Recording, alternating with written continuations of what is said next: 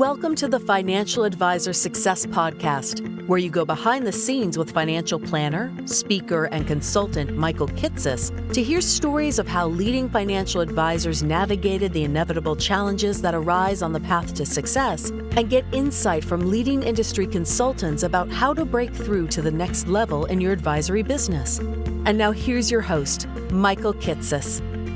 Welcome, everyone. Welcome to the 467th episode of the Financial Advisor Success Podcast. My guest on today's podcast is Derek Kinney. Derek is the founder of Success for Advisors, a speaking and coaching firm that helps financial advisors communicate more effectively with prospects and clients. What's unique about Derek, though, is how his approach encourages advisors to find an immediately relatable pain point for their prospective clients and then show how they help their clients solve similar problems without actually solving the prospect's issue until they become a client. In this episode, we talk in depth about how Derek encourages advisors to create a pitch that begins with a you-know-how statement that is an instantly relatable problem for a prospect, how Derek sees value in using a low and slow speaking style to demonstrate the advisor's seriousness in solving the prospect's particular problem, and how Derek finds that advisors can help move prospects from an initial encounter to an in-person or video visit by offering to continue to explore their pain point, without directly asking for a meeting in the short term, which could make it seem like the advisor doesn't have much other business. We also talk about how Derek approaches the first visit after an initial encounter with a prospect by asking what he calls million-dollar questions, including what would be the greatest service that we could provide for you. How Derek then transitions into asking deeper, more personal questions. For example, what would you say is the biggest financial mistake you've ever made? By first giving them pre-meaning and letting them know it will be a personal question and giving them permission not to answer if they don't want to, and how Derek finds that advisors can effectively show a prospect how they can solve their specific problem by sharing stories from current clients and then asking, is that something you'd like my help with? Rather than outlining a specific solution for them, which he finds can reduce their urgency to continue on the path to becoming a client. And be certain to listen to the end, where Derek shares how advisors who engage in what he calls scheduled spontaneity by finding ways to engage with their best clients monthly can lead to better retention of this key group. How Derek finds that younger advisors can turn their relative youth into an asset by proactively addressing their age with prospects and discussing how their particular skills, for example, in leveraging technology or relating to the needs of an older prospect's children or grandchildren, can lead to better service for their clients. And how Derek has ultimately found success not only in his own businesses, including building and selling an advisory practice, but also by passing on his entrepreneurial spirit to his own children, who have all started businesses themselves without him necessarily encouraging them to do so. And so with that introduction, I hope you enjoy this episode of the Financial Advisor Success Podcast with Derek Kinney. Welcome, Derek Kinney, to the Financial Advisor Success Podcast. Michael, thank you. It's such a pleasure to be with you today. I'm really excited to have you join us and to get to talk about just that the wonderful art of having good conversations with prospects, particularly more affluent prospects, and right, just trying to actually get them comfortable to do business with us. And I think in part just the fact that there is remarkably little training in how to actually do this anymore. If you came into the industry 30 years ago, most advisors worked for captive firms, insurance companies, or like big brokerage firms. And the big firms had a lot of training in sales and business development. Often for like very grindy strategies, cold knocking, cold calling, cold networking. But I mean, they taught you what to say and how to say it to try to get prospects to engage. And today, there's just remarkably little of that training anymore. And I feel like as more advisors have gone independent, and increasingly want to work with firms where like they own their clients, they maintain their autonomy. The good news is you get your autonomy. The bad news is the firms don't exactly want to invest into training you when you can just up and leave anytime you want to. So training in all things business development seems to have just continued to wane over the past couple of years. And I know you have lived this journey both as a successful advisor who I'm going to guess also went through sales training early on and then adapted it to your own strategy. And now someone who sold their firm and is building a business, fulfilling this like lost art of teaching advisors how to actually develop business and get new clients and just engage with prospects to get them genuinely interested in working with you. So I'm excited to delve both into like the conversation of how to have better conversations with prospects, so they hopefully want to hire and engage you, and just how advisors in today's world learn to do that better. You know, what's interesting, what you said is so true. I began as a financial advisor 25 years ago with Ameriprise Financial. loved my time there. And my mentality, American Express at the time, that's right, that's right. Then converted to Ameriprise. And I operated very much like an independently minded advisor. I just had a real passion for financial planning. But what I realized was there was a problem that I had, and it caused me a lot of frustration. Okay. So when people would ask me, "Hey, Derek, what do you do for a living?" And I would say, "I'm a financial advisor," you could just see people's eyes start to glaze over. They Uh-huh. slowly tiptoe backwards. I was And going then, to say their eyes just glazed over because for me, they started stepping backwards, like slowly, carefully, but exactly. there was often like a lean away or an actual step or two away. And then they murmur under their breath, "I already have enough insurance." And I was like, what the heck? Oh. All I said was, "I'm a financial advisor." Why this type of visceral response? And so I used to cringe walking into social settings, hoping people would not ask me, "What do you do for a living?" I became an expert at diverting the question to, "Let's talk about you. Let's talk about your life." Which of course is, I mean, like just so painful in so many levels, both the literally like you say I'm a financial advisor and they say I already have enough insurance. Like, well, cool. Now I understand what my industry did to you. I'm sorry. Uh, and the fact that like I can't be proud of what I do. I'm literally trying to hide what I do, which doesn't feel very good.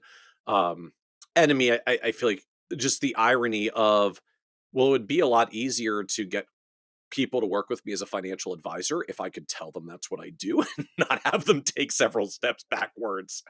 Could just it hurts at so many levels.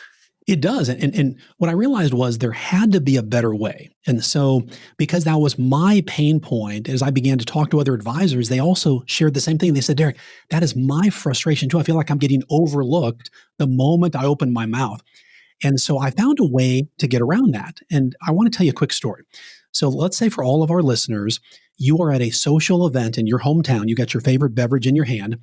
And as you mingle around the room, you meet a man and he asks you, "Hey, what do you do for a living?" And you reply, "Well, I'm a financial advisor." And he says, "Oh, okay." And you say, "Well, what do you do?" And he says, "Well, I'm a personal trainer. I design customized workout and eating plans so people can get into shape." And you ask a few other questions and so forth.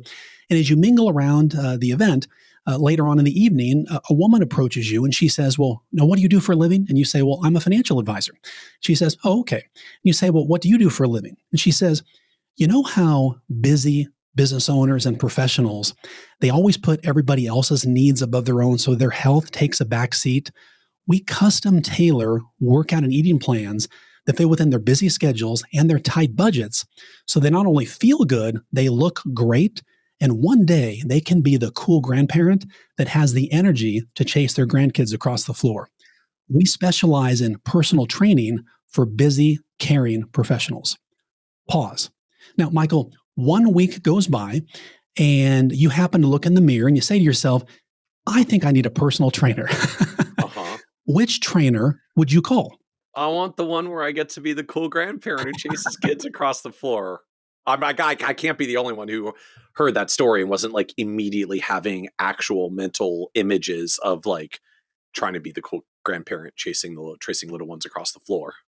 Yeah. And so when I ask that question to advisors, they unanimously pick number two, the person who created a picture in their mind. But more importantly, they connected with a pain point that was instantly understandable. So let me ask you two questions and let me see how you respond. Okay. Michael, you know how it feels like when you take your car to the mechanic, it often feels like you're getting taken advantage of or overcharged? Yes. Okay. Yes. Next question. Now, picture this, two moms, and they both have teenage daughters. And one mom says to the other mom, "You know how it feels like when you talk to your daughter, what you say goes in one ear and right out the other?" Yep.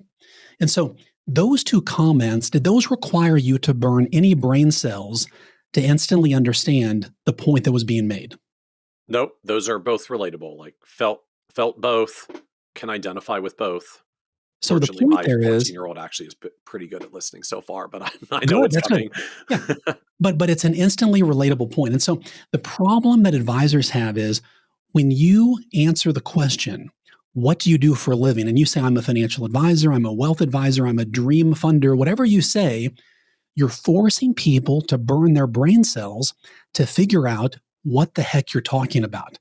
And it does you a significant disservice. Now, the reality is, Michael, you and I know when we say financial advisor, what that means, right? And all of our listeners know the same thing, but outside of our bubble, people don't. And it forces them to try to think, well, I think my mom got ripped off by a financial advisor. Don't they just sell a bunch of insurance? Don't they overcharge you? Do I have enough money to do it? And it causes them to wonder, what in the world do you do? Well, I was going to say relating back to your earlier story, right? A version of that I'm sure so many of us have had, right? Michael, what do you do for a living? I'm a financial advisor. Oh, I already have enough insurance, right? Yes. The connection their brain is making is, oh, you're a financial advisor. I've worked with one of those before. They sold me a lot of insurance. Therefore, you're a financial advisor means you're going to sell me insurance. Oh, and I don't actually really enjoy that. So I'm going to put up my walls and say, I already have enough insurance and take 2 steps back. But to me, it gets to a version of that same point. Like if they have ever interacted with the financial advisor, they have some mental picture of what that means by their prior experience. It may not be the experience you would like to be related to, Right. but if they've ever had an advisor, they are going to relate you to however this showed up for them last time. That's right. And so here's what I discovered. If you want to make it rain, connect with pain. If you want to make it rain, connect with pain. And I discovered and created what I call a you know how statement. And so in that moment, whether it's at the Rotary Club or church or a social event or wherever you are, your kid's birthday party, and someone asks you, what do you do for a living? The natural tendency is to say, I'm a financial advisor. And then you've blown the whole thing again. Instead, you want to say, you know how, and then insert an instantly relatable problem. And let me press pause right here, Michael, because if there's one huge takeaway, I want all of our advisors to not miss this key point. Some may ask, well, Derek, how do I know what the instantly relatable problem is that I should talk about? And I want to have you do what I call the 5 and 5 exercise. You want to look at your 5 most recent clients and then your 5 favorite clients. So the 5 recent does 2 things. First of all, it tells you the recent and relevant rule of who are you currently attracting right now. Okay. And half the time, shockingly, when I do this with advisors, they say, Derek, I only like about 2 of the 5 clients I brought on recently. And they recognize, okay, now there's a problem. So by looking at it in terms of groups of 5, now we can change what the next 5 look like. But the bottom line is asking yourself, of my 5 most recent clients, what was the problem they came to you to solve? And then you want to ask yourself, what emotion, how were they feeling when they came to you with that problem? And then how do they feel now that you're working with them, helping them solve that problem? What does the transformation look like? And then you want to do the same thing with your 5 favorite. Now, these people are ones that, if we're being honest with each other, when you see their names on your calendar, you smile. Not every client name is like that. We're just going to be honest about it. But these people take every word you say and they do it. If you could have all of your clients look like this, they would be. So you want to ask also, what problems did they come to you to help solve? And we did this with a client recently, an advisor. And picture like a spreadsheet, and I had him write out, okay, here's your top 5, favorite 5. And we began to identify what person is her ideal client. And one thing that we discovered was hardworking, high-achieving tech professionals was kind of a theme that was woven through this particular advisor's practice.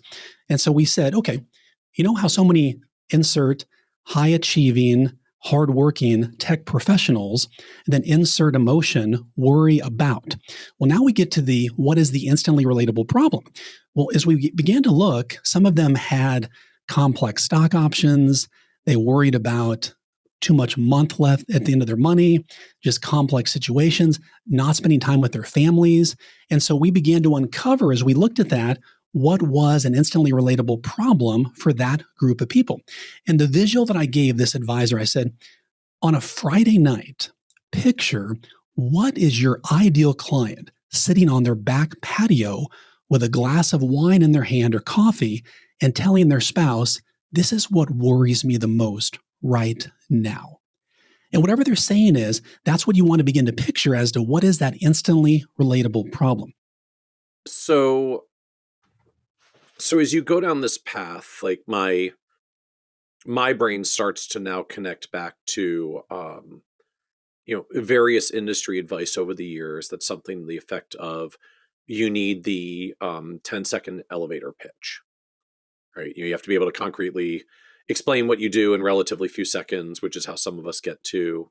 I mean, I think you'd said it before, maybe tongue in cheek. I'm a financial advisor, I'm a wealth advisor. I'm a dream funder who helps retirees make their dreams come true, or something to that effect. Um, like, is this a version of elevator pitches? Should I be thinking about it differently? Like, help me connect these dots a little, Yeah, or so the disconnect the goal is dots. you want to connect with people on a emotional and financial level in a way they instantly understand. So here's what I like to say to people. When you tell someone something new, they don't always know what to do.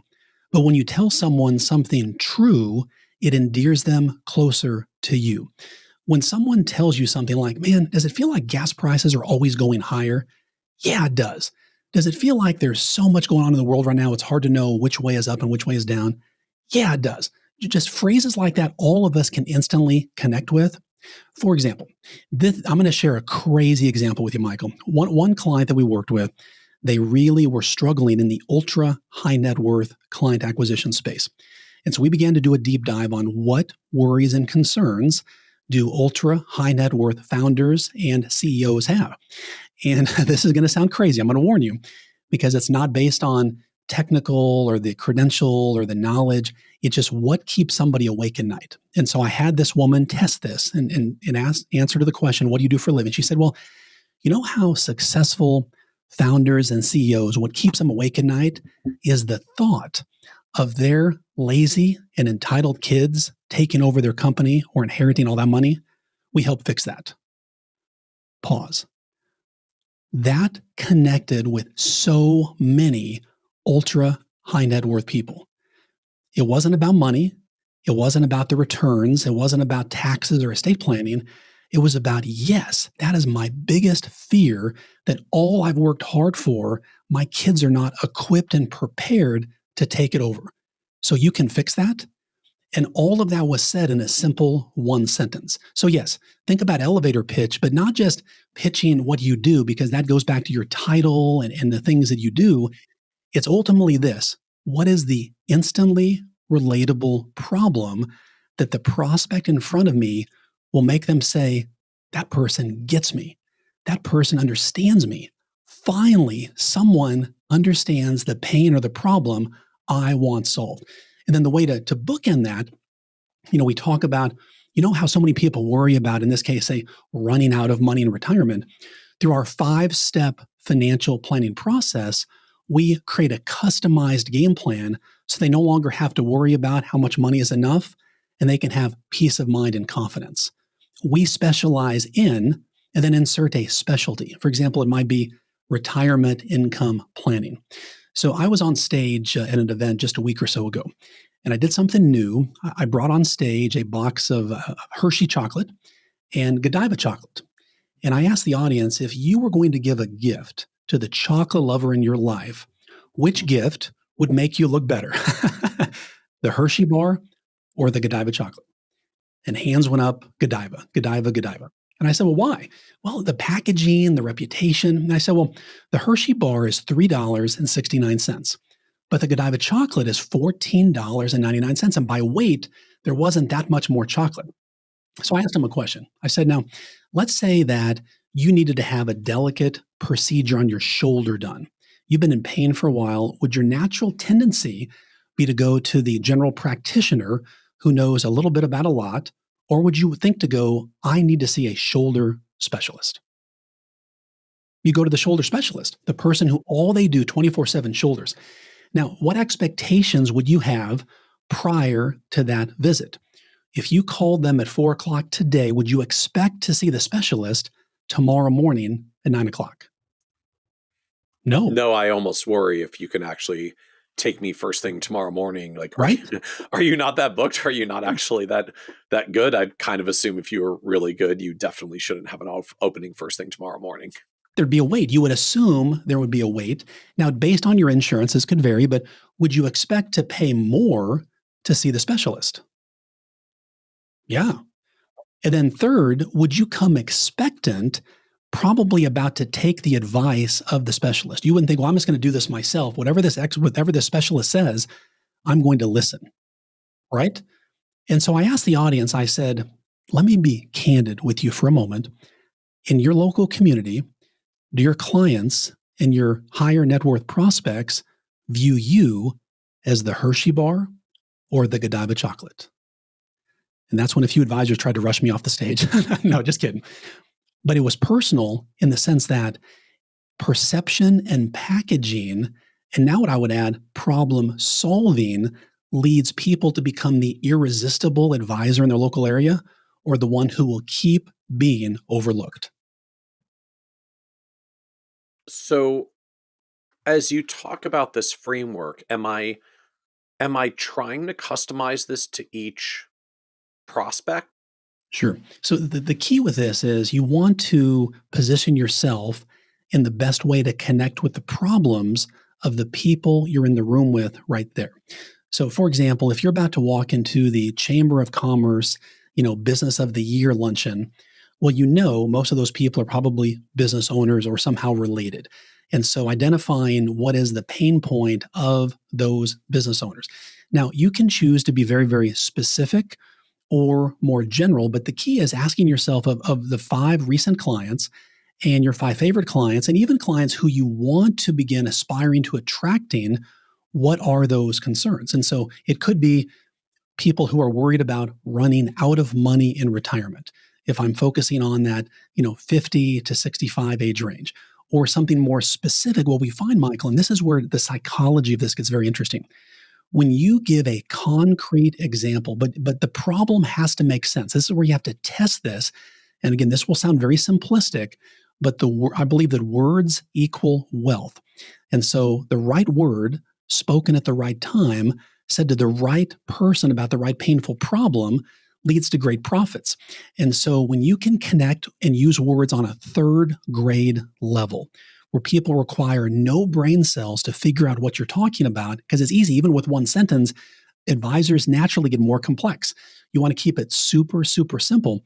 So identifying, first of all, who is your ideal prospect, and are there slight variations of that? For example, if you're going to walk into a room with teachers, well, that may not be your ideal prospect. And so even talking about, what we specialize in is this, and if someone asks for that type of help, hey, let me refer you to a colleague of mine, those kind of things. The key is identifying what is the problem that you will own.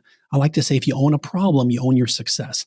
And so the key with that is, again, knowing what words to say, but also the least amount of words wins. The goal is building curiosity and intrigue for someone to say, now tell me more about that. Well, let me share a story with you about a recent client that came in, and then you've got a story ready to go. The goal is it's almost like a funnel where you're then letting them know this person gets me, they understand me, here's the process they use, here's how people feel when they work with you, here's what we specialize in. Now, does it guarantee that every client works with you? Well, no. But I would submit it's going to go a long way further than people shutting you off instantly when you say, I'm a financial advisor. So take me further down the road of this conversation. You sort of alluded to it there of what comes next, but I think I want to understand more of what this process looks like. So I'm starting with my, how, right? How successful CEOs stay up at night worrying about their lazy entitled kids taking over the company, wasting the money. We help with that. Oh my gosh, yes, I'm a CEO, and our company's become very successful, and I'm really concerned about this. So now they pause. So what am I doing next? Where am I taking this conversation? And Michael, how do I keep down this path? Yeah, let me go back just a second. The key with all this is to personalize this problem to as close to the problem of the person you're already working with or want to work with. For example, I mentioned earlier in the analogy of, hardworking, high-earning tech professionals. One of the areas we identified for this particular advisor, again, it's different for each person, was who make a lot of money but feel like their family life is failing. We help fix that. See, the goal is to identify what is an instantly relatable pain point that category of people has. And often they will have said it to you. You will have kind of dug into it, and they will talk about that. So we talk about that you know how statement. And the key is identifying what is your framework or the steps that you use to solve and work with a prospective client. It might be your 6-step financial planning process, or we use a 5-step framework to custom tailor a plan for each client. You want to tell them, here's the problem that we help solve. Here's what we do to solve that. And here's what you no longer have to worry about and how you'll feel, that transformative word that you'll feel by working with us. We specialize in. Okay.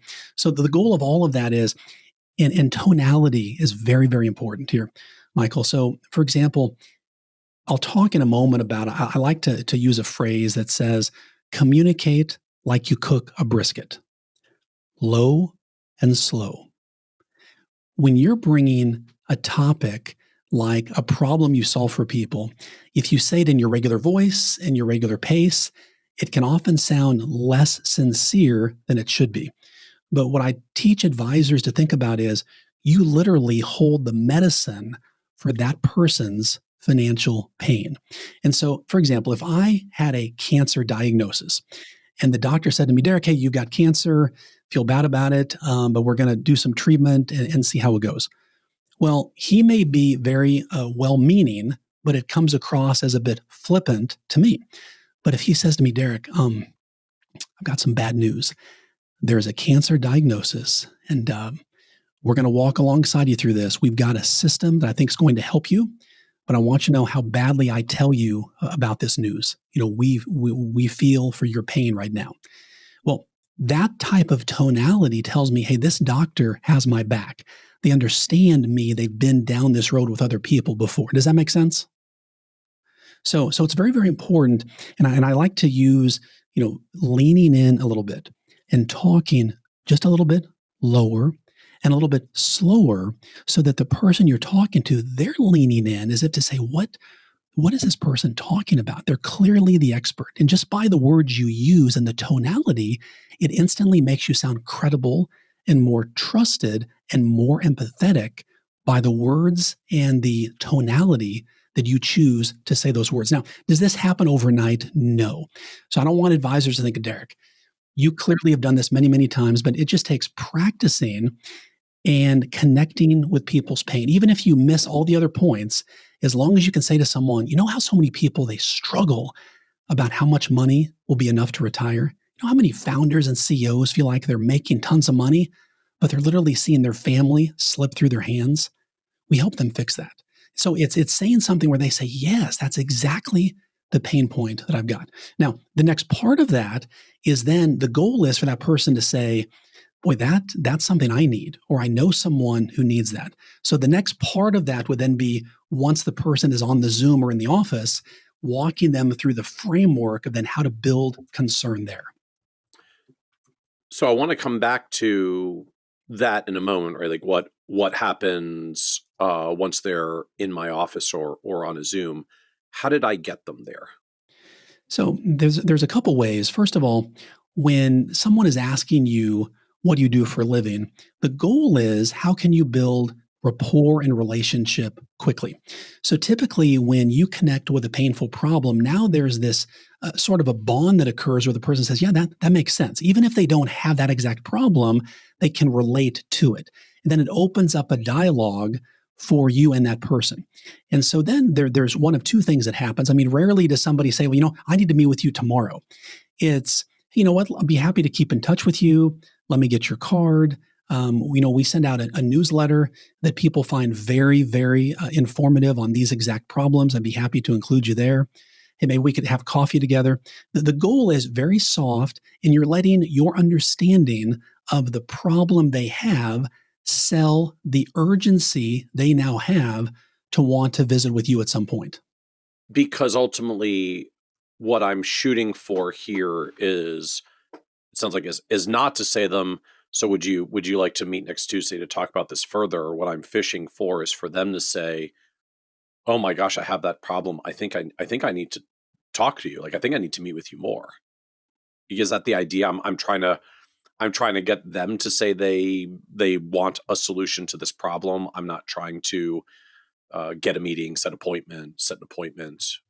Like, I'm not driving it. Well, one of the things that you can say, and think about this: if you were to answer someone, "I'm a financial advisor," hey, you want to meet next week to talk about it.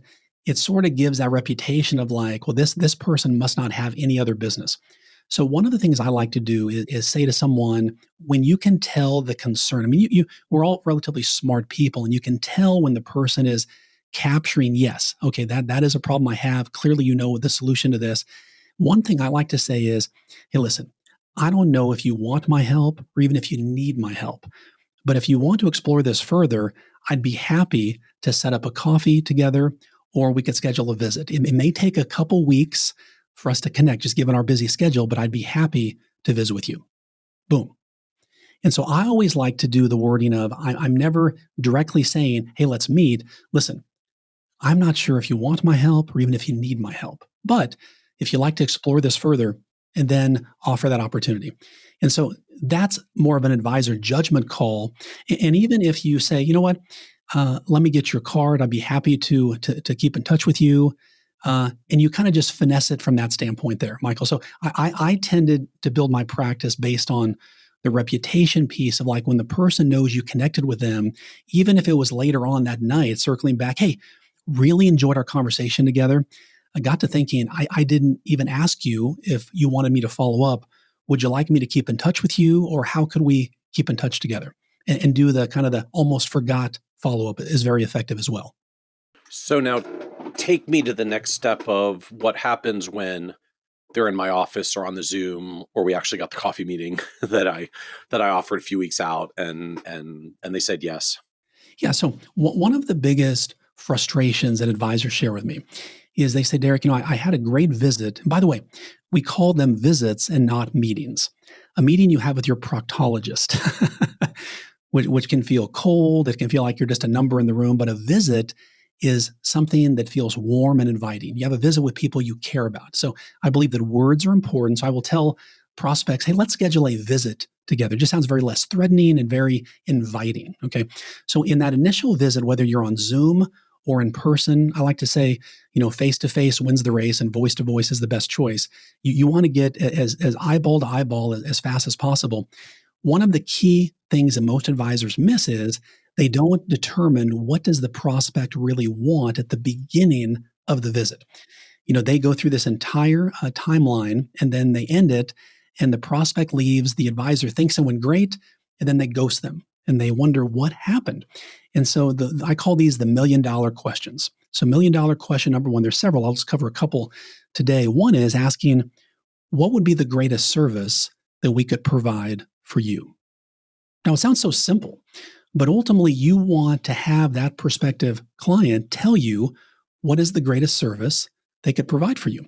And they might say something random like, well, my CPA said I needed to call you. Or, when we talked at lunch that day, what you said really piqued my attention. Or, I've got a burning desire to figure out, are we going to be able to retire or not? Or they might say, I have no idea why I'm really here. You just sounded really convincing. Okay. Whatever they're going to say is whatever they're going to say. Well, now you get to take out your shovel and dig right there. So that way we're no longer waiting to the very end of the visit to wonder, what did the client want? They're telling you. And if there's any further clarification you need, or, well, tell me more about that. You said that you're not quite sure why you're here. What would cause you to take time out of your day to spend 45 minutes or an hour with me? Like, why is that important to you? Now we're digging and trying to figure out what the concerns are, if that makes sense. Now, one of the other pieces that's very, very important in the client visit, and it's often overlooked by advisors, is asking at least 2 personal questions. Okay. Now, most advisors will ask questions about, now tell me about your job, or tell me about your goals. Let's talk about the investments and so forth. And those are all good questions, but I find those are shallow end of the pool questions. So what I would tell people is, okay, walk with me. We're going to walk down to the deep end of the pool.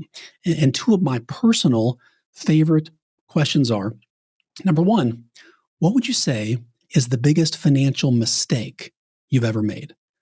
What is the biggest financial mistake you've ever made? And number 2, of all the financial decisions you've made, what is one that you are most proud of?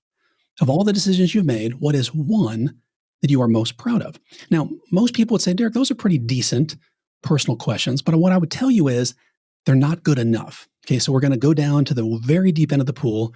We're going to climb up the diving board ladder. Let's walk out onto the diving board, and we're going to jump into the deep water. And the way to build rapport and relationship fast is you need to give a personal question, and please don't miss this, pre-meaning. Pre-meaning, because by itself, all those questions are good, and you know they're personal questions yourself. In line with other questions you're asking, the prospect doesn't have a clear definition of incoming personal question. You need we want a vulnerable response. And so what I mean by pre-meaning is you want to say the following. Now, Michael, would you mind if I asked you a personal question? And by the way, you don't have to answer it if you don't want to. What would you say is the biggest financial mistake you've ever made? Pause. Now, see, what I did there is I set up the importance and the significance of the personal question. And then typically they green light it, and then we go on. So what else in terms of questions? So one of the key parts of all this, I was speaking at a large advisor event about a month or so ago. And the moment I stepped off stage, a line of people formed to ask some questions and want to talk. And one woman was very upset. And she said, Derek, if you had said what you just said 10 years ago, I could have probably quadrupled the size of my business. And here's why she was frustrated. She said, I've been solving the prospect's problems in that initial visit.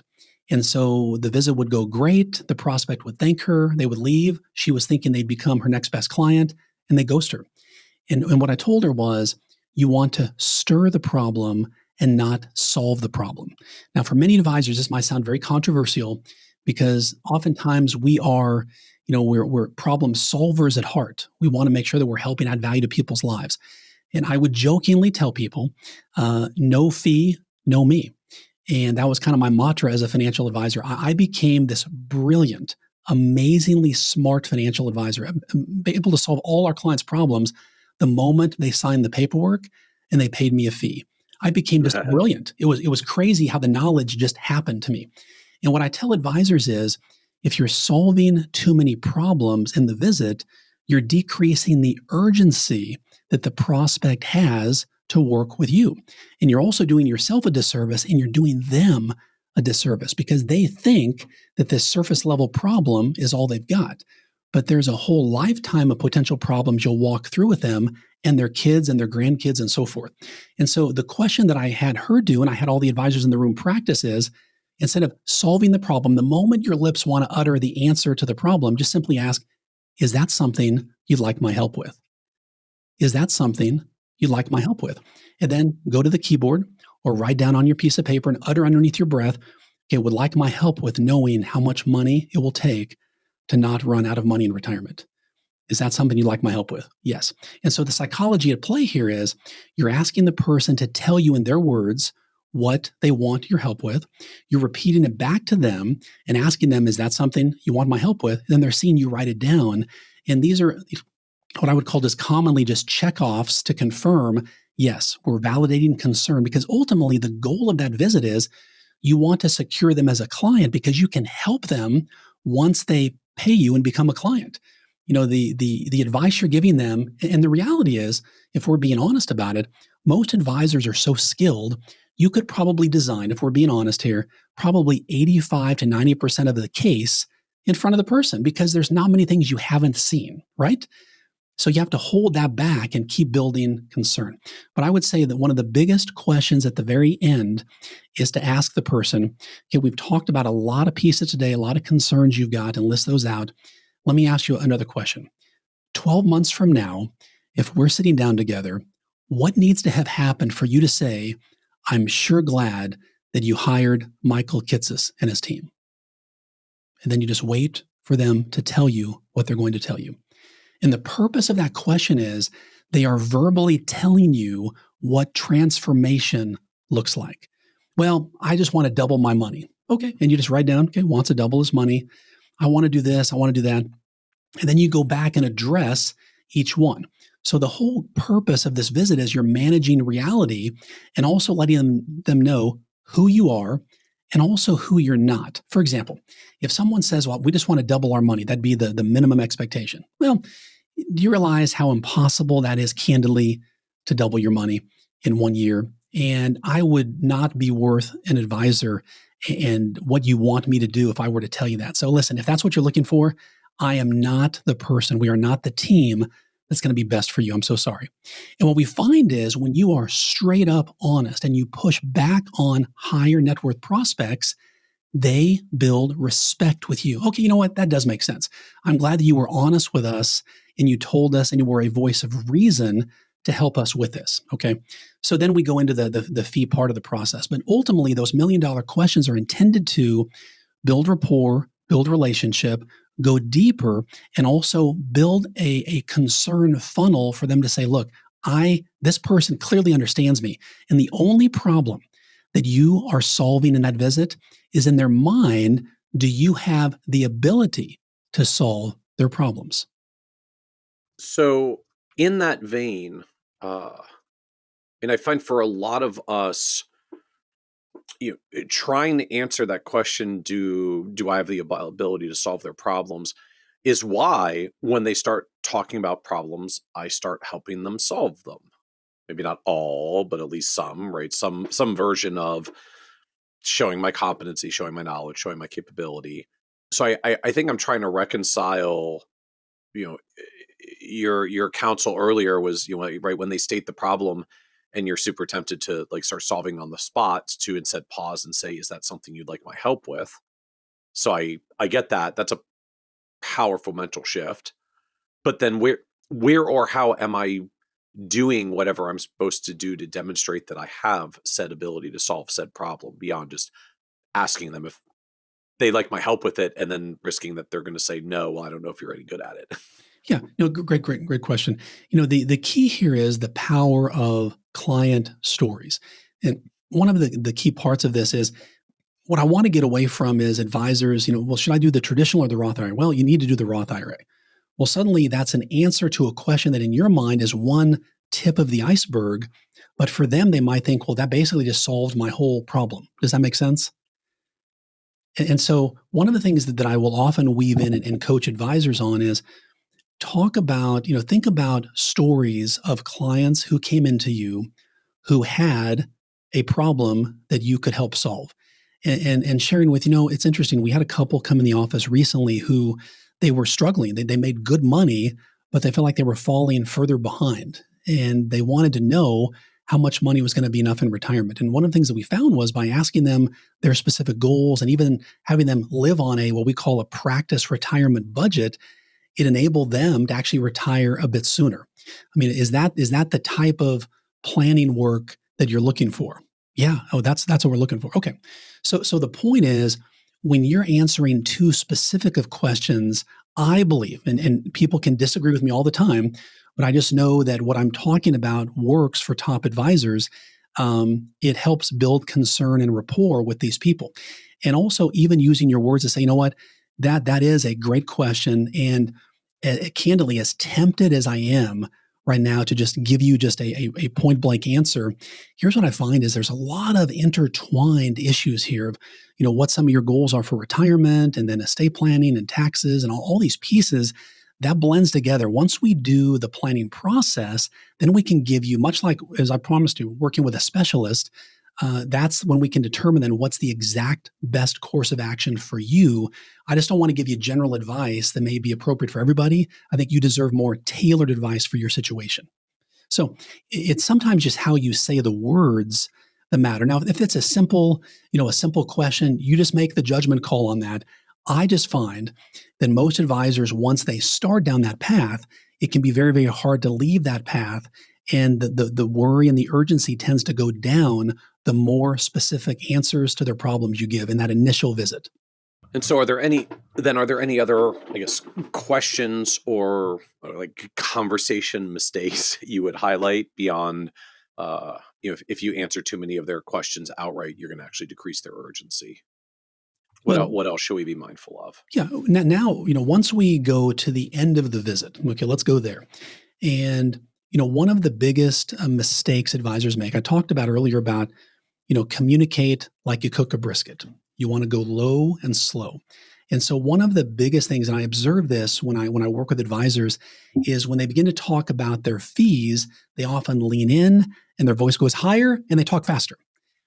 And they don't even know they're doing it. And it's like a billboard behind them flashing saying, you're about to be sold something, beware, beware. And we want to make sure that that doesn't happen. So what I coach people on is if you're in a Zoom, then lean back and take your hands and pull them apart. Use open-handed gestures. Let the person see your torso. You want this to be very open-ended and very relaxed is the goal. If you're at a table or a couch in front of them and you want to say the words to something like this, now let me share with you how we work with our clients and how we get paid. Pause. It's very, very important for them to hear you say the words, how we get paid, because they're thinking it and they're wondering it. And so when you call it out, it makes it less of an issue. It's like, oh, okay, now he's going to talk about how we get paid. And this is Derek preference, but we test this with advisors and it's working very well, is, as we are not the only financial advisor in town. They kind of chuckle. I laugh a little bit. Now, one of the reasons that so many people, choose to work with us is they're looking for someone who specializes in, and then insert your specialty. Okay. And then at that point, you go into, here's how we work, here's our fees and so forth. Now, let me throw this in, Michael. Now, this will apply to some advisors, others it may not. One of the things that I found to be highly effective is to have fee ranges. Okay. So the goal of this entire conversation is that you're working in a very custom tailored, almost a concierge type of approach. The person feels like this person gets me, they understand me. I'll be treated like a very important person here at this firm. And so oftentimes when you then say, well, the fee for that's going to be $4,000, and you just shoot a number out there, it begins to minimize your unique value and how they perceive you as a specialist. Okay. So for example, when I was an advisor to Ameriprise, my mantra was no fee, no me. I just firmly believed in the value of true financial planning, but more importantly, the value of the relationship. They weren't just paying for a book of numbers. They were paying for access and problem solving and a relationship with our team throughout the entire year. And what would we need to charge to add the most value to their lives so they could achieve their goals? And so that no fee, no me statement is meant to express like you don't get me unless you pay a financial planning fee. That's right. That's right. That's framing. Okay. Yeah. And again, that was how I built my practice, because when you position yourself as knowing their problems and as the specialist that has the ability to solve those unique problems, as I gave the example earlier, people's expectations are, I'm probably going to pay more to this person because of their unique understanding and their ability to communicate. They have the ability to solve this problem, if that makes sense. And so, like as an example, I might say, given your situation, the goals, and I would list those out, the yearly fee, and again, everybody's model is different, Michael. So this is purely as an example. That's going to be between probably, $10,000 to $13,000 or so a year. Okay. And what we'll do is in our next visit together, we'll determine what that exact fee amount would be, because we just want to make sure that we're adding the most value to you. But I said, now let me ask you a question though. Let me pause for a second. Let's have a candid discussion. How do you feel about that fee? Does that feel reasonable to you? Pause. Okay, so now we have a big boy and a big girl discussion. And the point is that there's no surprises. Now we're just two adults talking, and I want to hear their feedback on, does that fee reasonable? Is it high? Is it low? So the whole goal here is that there's nothing that's unsaid that needs to be said. If they're secretly thinking, I was thinking it was going to be just $500. Okay, well then say that. Now we can address it right there. Or, yeah, I was kind of thinking in that ballpark. That makes sense. Okay. So the key is having these open dialogues, especially with these higher net worth people, because a lot of trust is built on how you explain how you're paid and letting them have the ability to push back on you. When you just say, here's the fee, this is it, it can come across like it's sort of a packaged cookie cutter type of deal. That just wasn't how I built my practice. And most of these other top firms, again, it's based on their pricing model and how they want to charge. The fee range model can be very effective. But what's even more effective is in the next visit, when I would then do paperwork to bring on these clients, I would say, we talked yesterday or last week about a range of 10 to 13,000. Given your situation, that's going to be right at about maybe 11,500, 12,000, right in that ballpark. I think that will work. So they come in thinking that, well, he's going to charge us 13,000. That's their mental hook of value that they associate with you. So when you come down a little bit, they're like, oh, this really was thought out and more customized. And so again, it builds trust very early in the relationship. Very, very important.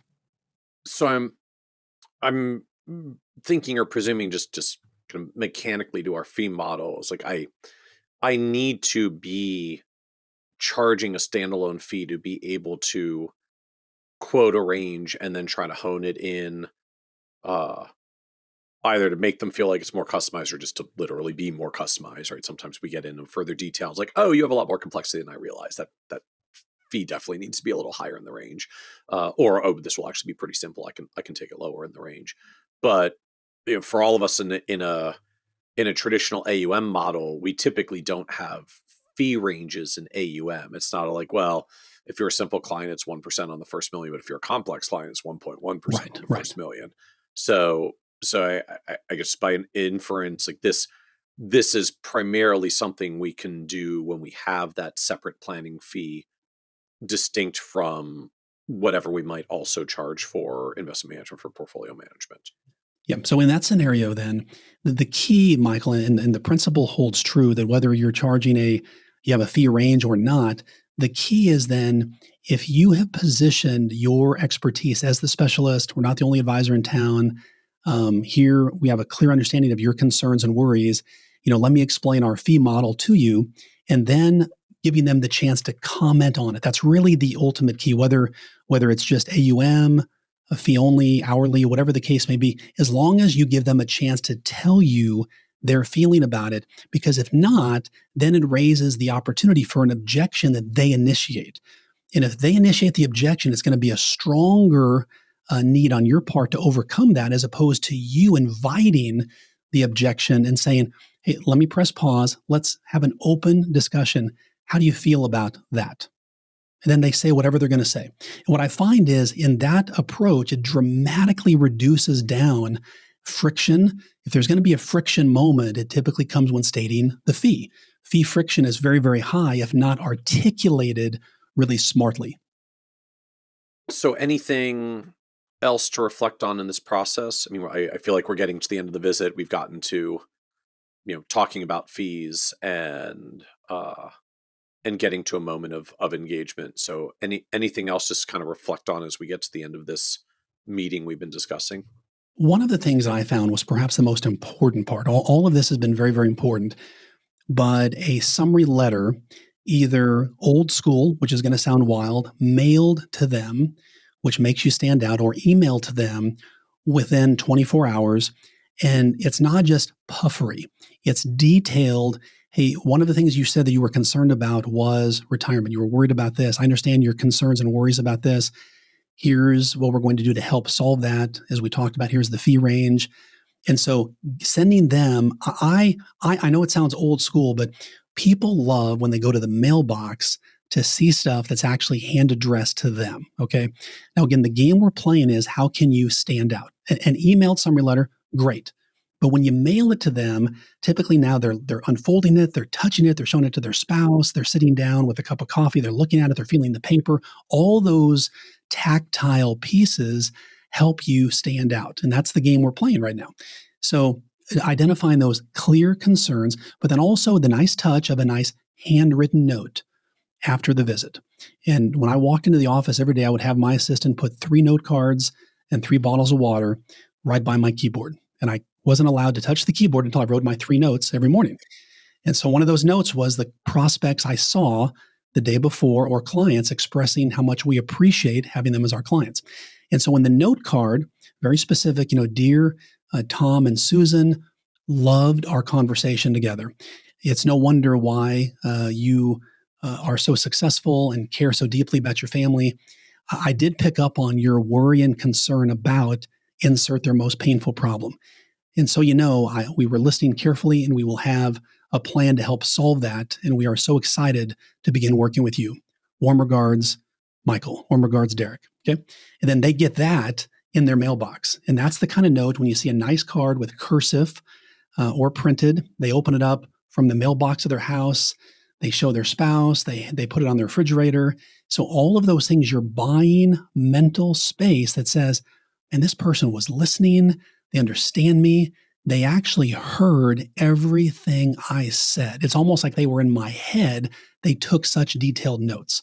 And ultimately, that lays this foundation that you can build on. So let me zoom out for a moment now. So help us understand your journey, just where you learned this, developed this, crafted this technique. I mean, you mentioned earlier that you started your career with Ameriprise, with AmeriExpress, but help us understand a little bit more the journey and where this got developed.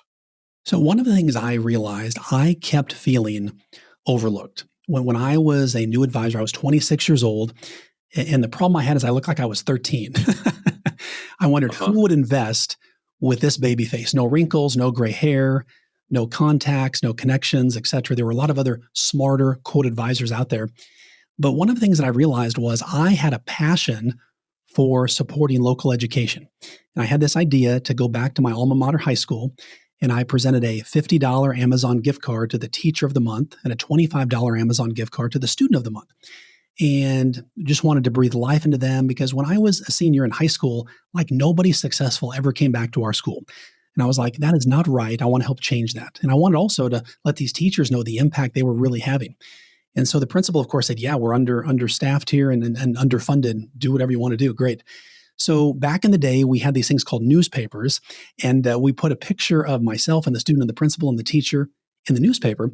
And I got phone calls a couple months later. And one woman, what she said to me changed my entire business perspective. She said, Derek, we want to work with you. We know you're young. We know you're new, but we want to work with you because you care about what we care about.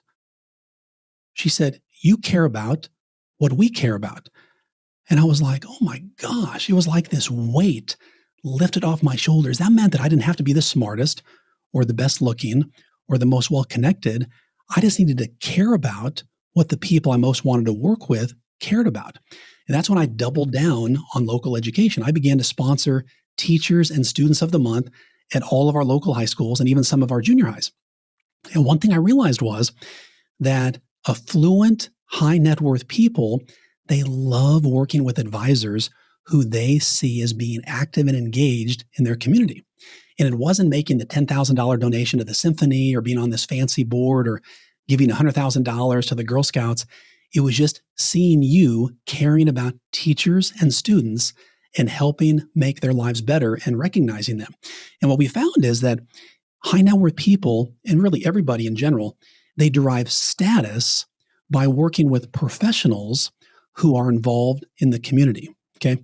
So that's what was powering our entire success. And so I became known as basically the education-friendly financial advisor here in Arlington, Texas, where I live today. Okay. And some of those students that I recognize have gone on to be on the school board. They've gone on to start stuff. It's really, really cool. But I did it because I was just passionate about, I don't want to be another student that feels invisible and is just sold, just go do your history class and math class and everything's going to be okay. I wanted to let them know, hey, you have potential and you have a big, bright future in front of you.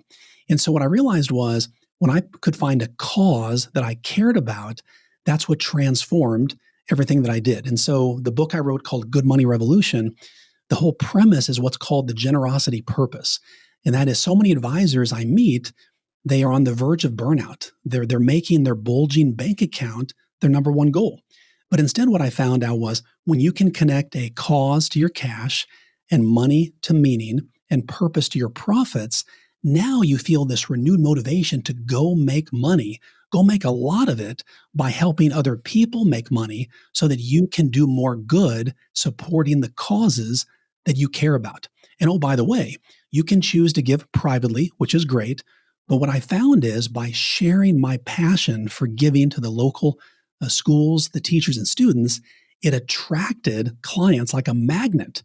They were like, well, most advisors, the reality is we're all sort of commoditized.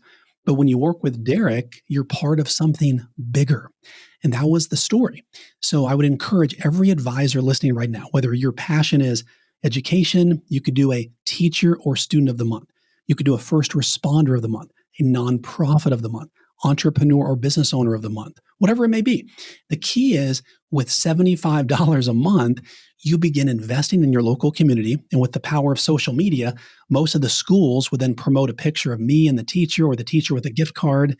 And they're like, Derek, you're everywhere. It's really cool. So at our yearly Christmas events we would do for our clients, we would have the principal and some of the students come. And while I thought they were there to hear me, that's what I told myself anyway, they loved hearing from the principal. Hey, when you work with Derek and his team, you're helping make a big difference in our school and in the lives of our teachers. Thanks for that. And our clients would talk about it all year. I thought they wanted the returns, and they got good returns and they got results and so forth, but they left feeling like we're part of something bigger. That was the key. The key also, Michael, I don't want people to miss this. We've talked a lot about today about how to attract your next best client. And you go through this process and you feel good about, I just got a great new high net worth client. The problem is, and this is the reality, your newest client is now another advisor's top prospect.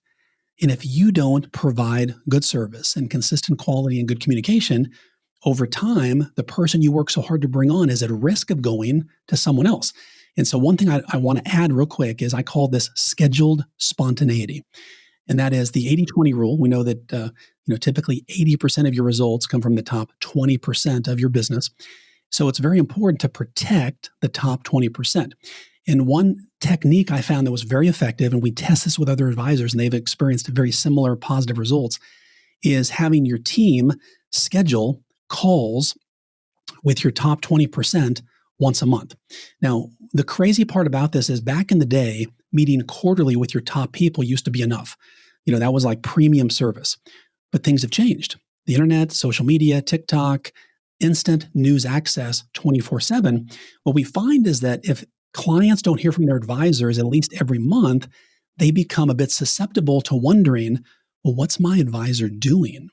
And are they watching my accounts? And so the way to solve that is it's scheduled for you, but it feels spontaneous for them. And this is typically like a 1 to 2 minute conversation. And you're hoping you get the voicemail. Hey, Michael, Derek Kinney here, watching your account closely. There's one investment that we're keeping a really close eye on. There's a lot of volatility right now. For now, let's keep it like it is. But just wanted you to know we're keeping a very close eye on your account. And as always, we appreciate having you as our client. Have a great day. Click. You're hoping for voicemail. The bottom line is what that does is it buys you about 30 days worth of recent retention that the client says, oh yeah, I just talked to my advisor. I just heard from my advisor. So I call that the moding process. Keep in mind, your clients are still getting the free steak dinner invites in their mailbox. They're still getting the best marketing reach outs from other advisors who want your clients to become their clients. But when you have a cause you care about, they hear from you on a regular basis, and you're always using the phrase, which I love, which is so sincere, I want you to know how much we appreciate having you as our client.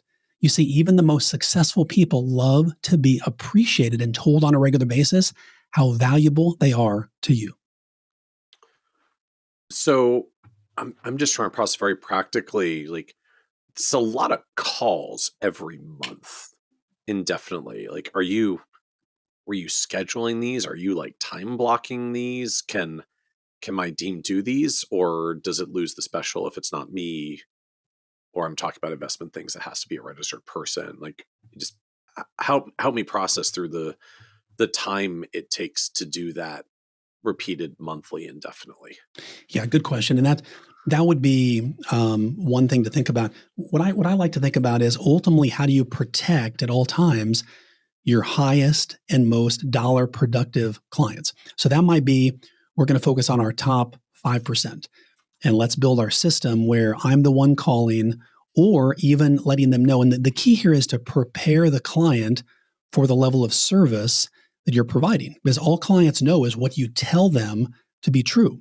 So if in the next visit you say, hey, by the way, on a monthly basis, either myself or one of our team members will touch base with some, just some thoughts on the account and so forth. Great. Then they think it's going to either be you or a team member. But I would encourage you to start small. The key is focus on your highest and most valuable. And I say valuable loosely based on revenue to the firm, assets, et cetera, because you're running a business here, and then gradually expand from there. So you're not currently doing advisory work, as I understand it. Right. So what changed? It kind of like catch us up a little bit more to present. What changed? Yeah, what changed? So the funny story on this, was an advisor with Ameriprise for 25 years and loved my client relationships, loved my team. Two things occurred. One, and I demonstrated this on stage at Future Proof. There was a team meeting that occurred about 10 years ago. I sold the business about 5 years ago. And I wanted to go and grow, but I sensed my team felt hesitant and slow. And so I stood up and I walked over to the center of the room and I laid completely flat on the ground. And I put my hands over my chest and I said, I've just had a medical emergency. I won't be able to see clients for 3 months. What are we going to do? It felt like an eternity, Michael, until somebody said something. I heard a voice that said, should we try to resuscitate him? Should we help him? And finally, somebody said, okay, I see what Derek's doing here. If he can't see clients, we need to figure out who else can see them and how do we structure things without him. I stood up and I quietly walked over and I sat back down. And that was the moment we moved from the me show to the we show. That was the moment that empowered my team and gave them ownership, where we realized actually I was the bottleneck. I was the one holding things back. All the systems were Derek included, and they needed to be Derek optional. And once we made Derek optional from these systems and structures that another advisor could step in, it allowed us to scale and grow. Okay. So as this is happening, I go on a yearly sabbatical for about 5 days completely by myself to think and pray and journal. And I ask myself 3 questions. Number 1, how do I be a better husband? How do I be a better father? And how do I be a better business owner? Those questions guide what I'm going to do. What I realized was I had a character just problem in the sense that I am a big goal setter and I tend to run really, really fast. But if I'm not super clear on what I'm running fast toward, I'm running fast in a circle and getting nowhere. And so the purpose of the sabbatical is to get really clear on, I'm going to take 1 week so I know what to run fast toward the other 51 weeks out of the year. Okay. So I'm at the Boston W Hotel in Boston. This was July 2019. And I just began to write out. I began to feel that maybe it was time to begin to look at what was next for Derek. And I began to write out a list of all the things I wanted to do. Wrote down, write a book, launch a podcast, coach, speak, consult. Could I build a business that would rebuild the recurring revenue that I had built as an advisor? And on the list, shockingly, was not being a financial advisor. That's when I knew.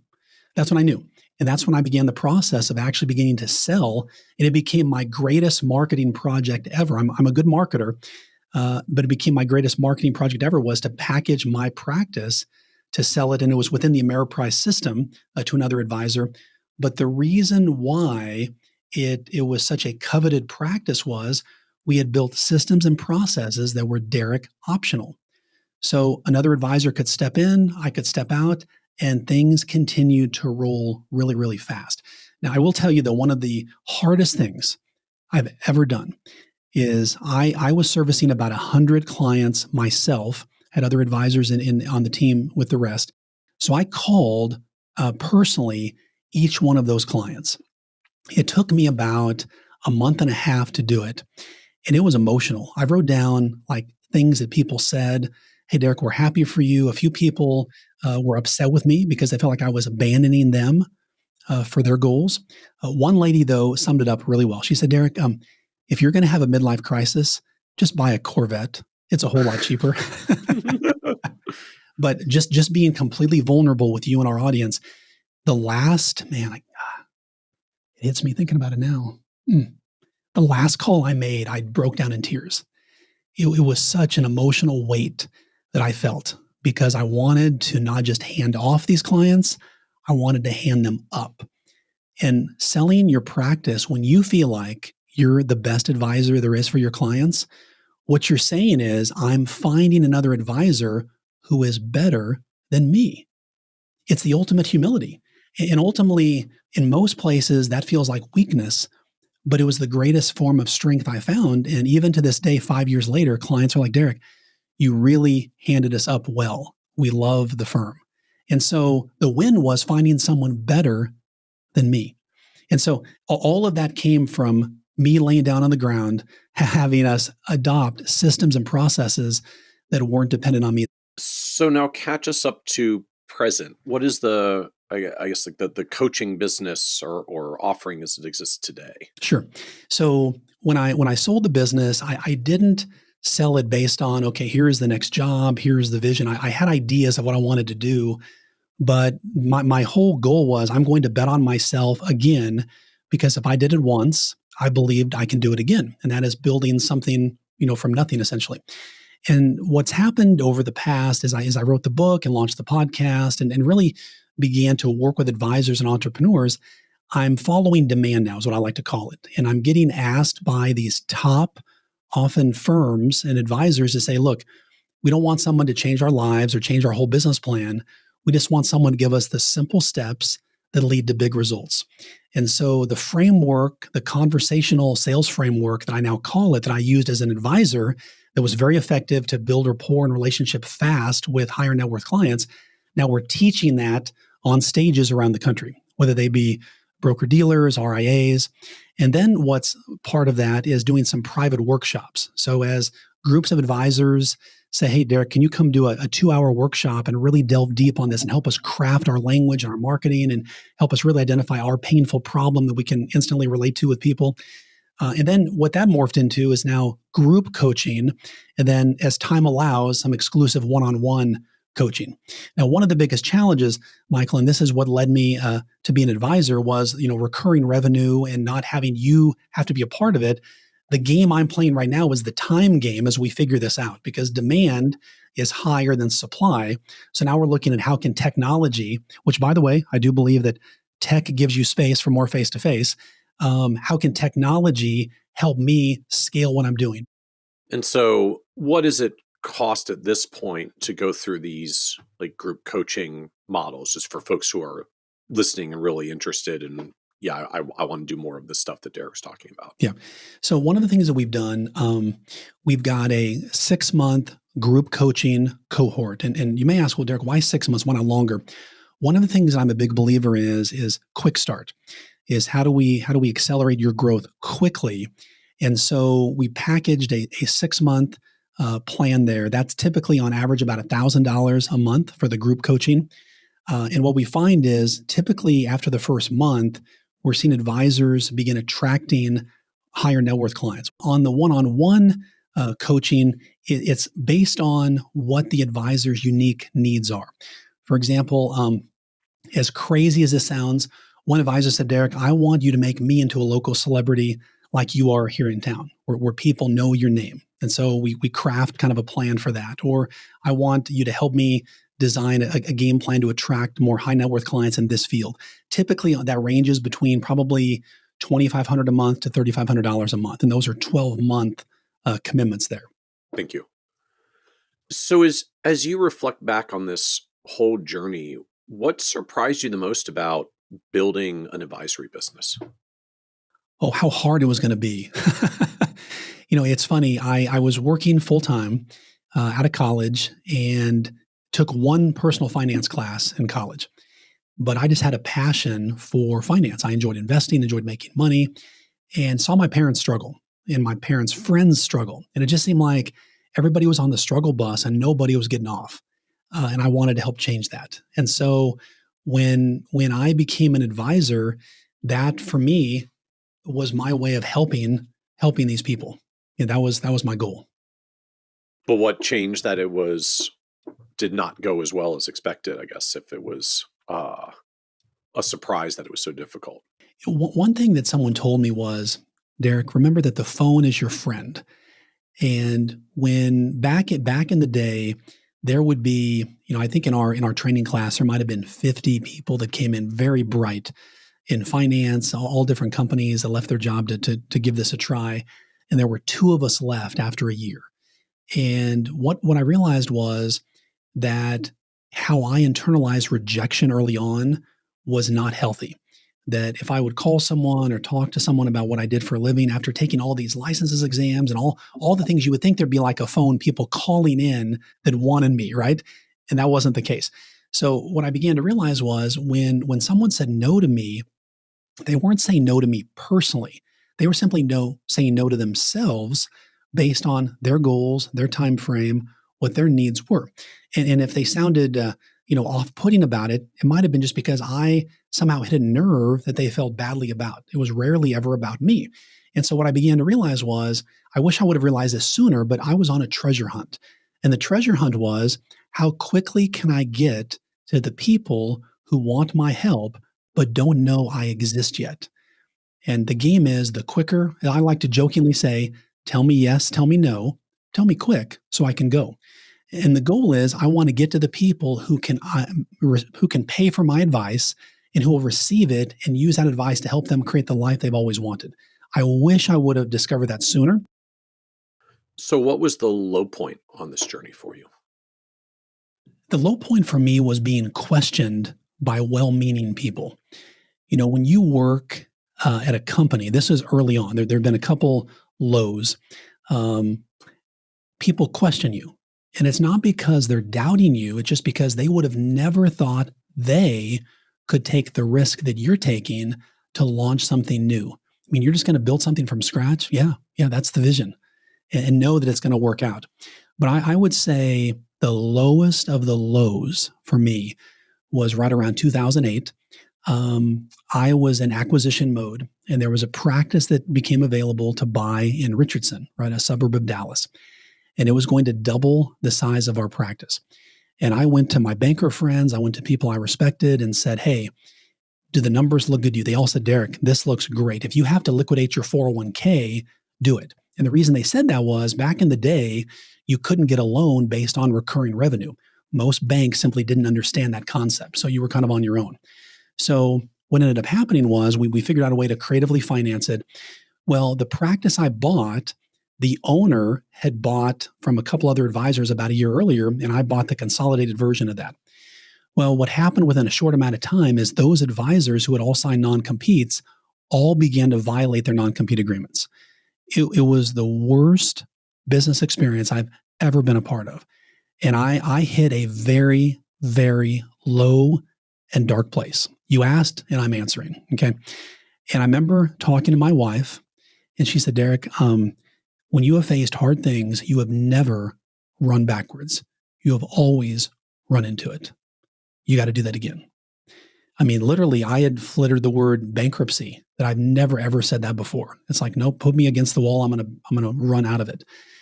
And that was the moment where I realized, okay, we have to take ownership in this.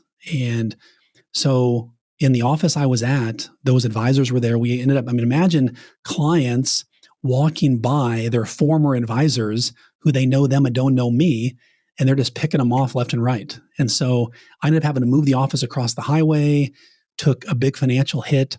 But the crazy thing was, out of the story, was it was just, okay, I'm going to go through this with God's help, prayer, and just sheer determination, and know, okay, other people aren't doing this. And so it sort of empowered me to say, not a lot of other people have the same challenge, but Derek, you're going to see through it. And that's what led us. And what happened was the market was in a free fall at the time. It was the 2008 economic crisis. So I would buy stock, and the stocks that was like, at $100 a share was now like at $9 or $10 a share. What was crazy was, by continually investing, even as things were going down, what appeared to be a business, just a complete catastrophe with these non-competes, my net worth grew to its highest point, because in March of 2009, the sun came back out, all the money placed in the ground, like seeds in the ground, began to blossom, and things began to grow again. And so what it taught me was, a year later, and I say this in all humility, I didn't lose a limb. I didn't have any long-term sickness that came out of this. I survived. And what it taught me was, if you did it once, then you can do it again. And it taught me that not every opportunity is perfect. Once you get into the opportunity, then you have to make it perfect. And so we went on to buy 4 other practices because of that experience. It gave me confidence to know that if I did it then, I could do it again.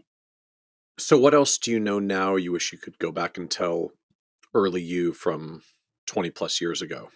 Well, that I was a terrible leader early on. I would go back and I would shake myself really hard and say, can you understand this? You were a terrible leader, Derek, and you tried to do it all yourself. That would be the number one mistake that held back early success, thinking that, well, nobody can do this as good as me. The clients only want to work with me. I've got to be involved in every part of everything. A wise mentor told me one time, Derek, getting to about that $750 million mark, yeah, you can do it yourself. You're going to feel stressed and you're going to feel burned out, but you can do it. But if you really want to grow and scale, then you have to do it through other people. That is the key. You've got to become not just the business owner, but the owner of the vision for the business. And that's going to mean they may not do it exactly how you would want and exactly how it looks like you want it. But when you empower people and make them feel like it's their business, they're entrepreneurs working in your business, that's how you're going to scale. That's a lesson I wish I would have learned earlier. I learned it later on. And that's one thing that I teach in my coaching as quickly as possible, getting people comfortable with. The greatest role you have as business owner is thinking of your firm like a teaching hospital. That everything you're doing, can you be training someone else to do it? Can you be involving someone else? It's going to make you kind of pull your hair out sometimes. It's going to make you lose your patience sometimes. But if you want to grow and scale, leaders who lead are going to grow practices bigger than the person who thinks I can only do it all myself. Any other suggestion, just like advice you would give younger, newer advisors, like coming into the profession today, getting started today and looking forward to their careers? Yeah. So let me share a story with you. So I got a call from an advisor. This was about 3 weeks ago. And he said to me, Derek, I'm really frustrated. I need your help. I've got a 24-year-old advisor, been with me about a year, and she is struggling to bring on clients. They wanted her to bring on high net worth clients, but she was struggling with everybody. I said, okay, tell me more about her. And I said, would you be open to having me do a couple coaching sessions with her? He said, yes. So I talked to the advisor and I said, okay, so tell me what happens as you're talking to a prospect. And she said, well, when someone asks me what I do for a living, I say, I'm a financial advisor and, I've got this designation and went to school here and so forth. And she said, I can just feel the person questioning me in their mind as if they're saying, is she even old enough to drive? And I said, okay, would you be open to doing something very crazy and non-traditional? She said, yeah, I'll do it. I have nothing to lose. Okay. So I said, let's practice this dialogue. And I said, the next time you're in that situation, what you want to do is, first of all, we're not going to say you're a financial advisor. We walked her through the you-know-how statement and we came up with a relatable problem. We practiced that. But I said, once that's done, then if you feel like the person is questioning, you can just kind of feel it, call it out. And I said, what happens is when you call out what someone is thinking or you believe they're thinking, it neutralizes the whole topic and it takes the sting out of it. She said, what do you mean? I said, well, try this. I said, say, you know how so many people worry about, et cetera, et cetera. And this happened to be this was a high net worth business owner. So in this case, and again, everybody's situation is different. We said, you know how so many business owners that are very, very successful worry about, they've built up this big business. And what often keeps them awake at night is they're worried about their kids not being prepared to take over the business. Yeah. Well, then she said, this is going to sound crazy. She said this to the prospect. Sometimes in my mind, I think that people are questioning how young I am. Like they're thinking, what is she, like 18 years old? Well, the guy starts laughing. So the prospect is laughing. And basically he was like, yeah, I was kind of thinking that. So what she said next was the key. She said, well, this is kind of what we practice. She said, well, the reason the firm pursued me so hard was most of the successful high net worth business owners and founders that we work with, they want advice and they want someone to help their kids be prepared to manage money and to one day take over. And that's one part that I help specialize in because I can connect with them. The other piece, secretly, there's so much technology here. And as the youngest person, I'm the one that actually understands all the technology. So we can provide a really good experience for you. You would love working with our firm. You ought to give us a call. The person became a client. So the whole point, Michael, of that was so many next-gen young advisors right now, they're feeling like they're less than, and what it causes them to do is oversell themselves. And what happens is the prospect senses it. Well, you look young. How much experience do you have? I know you have a designation, but. So when you call it out, it turns a liability, in this case, into a total asset. And so what I would tell newer advisors right now is, please don't ever buy the lie that says, well, I've got to wait a couple years to be successful. I've just got to wait. And apparently my age group, people don't trust. No, there are people right now all over your local area in the world who need your exact service. It's a game of knowing what to say and do. So high net worth clients or clients in general choose you. So as we come to the end, this is a podcast about success. And just one of the themes that comes up is that word success means very different things to different people. And so, you've traveled this journey and already built and sold the successful business. So the business path is clearly followed successfully. How do you define success for yourself at this point? Well, two things I think about. It's such a deep question. One is, every day, am I letting tomorrow's version of Derek, giving them a reason to be proud of Derek today? Am I doing the hard things? Am I resting on my laurels, or am I making the courageous calls? Am I doing things that make me clearly uncomfortable so that when I watch my Netflix show tonight, have I worked a day where I feel proud of what I did? That's number one. Number two is, at this phase in my life, we've got 4 kids. My daughters are 26 and 24.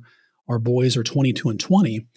And all of them now own their own businesses. They are all entrepreneurs. Oh, very cool. It's amazing. It really is cool. But man, you're hitting me with questions that cause me to get that tear in the eye, Michael. So I'm going to tell you 2 quick stories. My oldest daughter, 26, she said this to me about 6 months ago. She said, Dad, you realize that if you hadn't had the courage to launch your own business, then none of us would have the courage to launch ours.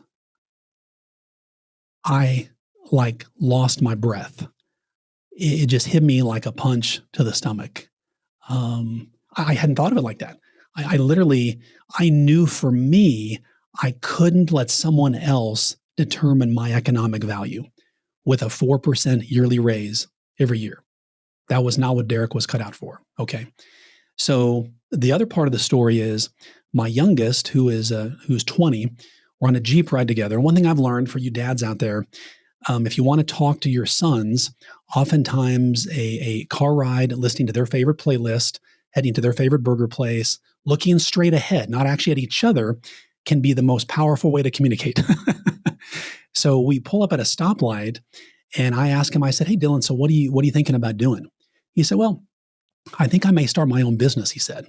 And I just happened to say, well, why? And he said, well, that's what we do in our family. And it hit me again. Oh my gosh. This whole concept that more is caught than taught. And what I've landed on, and I've been posting about this recently, about family and kind of raising an entrepreneurial mindset with your kids. As an advisor listening right now, please don't ever undervalue what you're doing, because you're not just building a business for your clients. You're not just building a great standard of living for your family. What you're building is a path of hope and optimism and courage for your kids. And even some of your friends who may say, man, if he or she can do it, that gives me the confidence to do it. I didn't know that all 4 of our kids would become entrepreneurs. But what I do know now is that they were watching along the way, and me beginning to tell them, a little bit too late, but I would tell them the mistakes that Dad made. And I've learned kids learn better from lessons than lectures. I love it. I love it. Well, thank you so much, Derek, for joining us on the Financial Advisor Success Podcast. Michael, I have enjoyed every minute of this. Thanks for having me. Thank you. Want even more ideas, tools, and resources on how to break through to the next level of success as a financial advisor? Check out the leading financial planning industry blog, Nerd's Eye View, at www.kitsis.com, where Michael covers the latest practice management trends and financial planning strategies. And by joining the members section, you can earn IMCA and CFP continuing education credits, along with exclusive member content. Get it all now at www.kitsis.com.